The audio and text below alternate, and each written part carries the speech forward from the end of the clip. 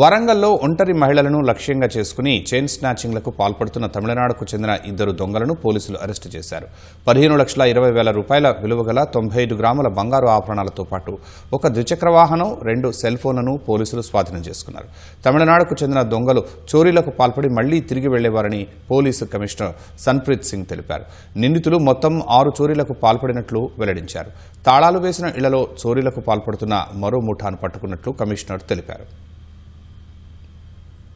ఒకటి chain snatching group ఉంది, వాళ్ళని అరెస్ట్ చేసినాము. వీళ్ళు 2 ఉన్నారు దీంట్లో అక్యూజ్.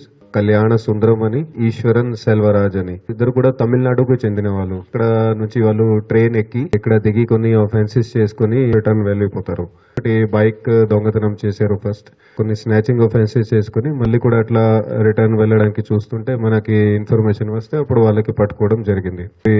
డిటెక్ట్ అయినాయి. వీళ్ళది పాత నేర చరిత్ర కూడా ఉంది.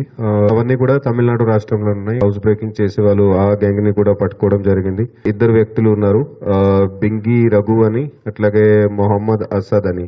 ఇన్ఫర్మేషన్ వస్తే ఇన్ఫర్మేషన్ ప్రకారంగా వీళ్ళకి పట్టుకోవడం జరిగింది. తర్వాత విచారణ చేస్తే ఇప్పటి వరకు మన దగ్గర 4 వరకు హౌస్ బ్రేకింగ్ కేసెస్ చేశారని అట్లా తెలిసింది.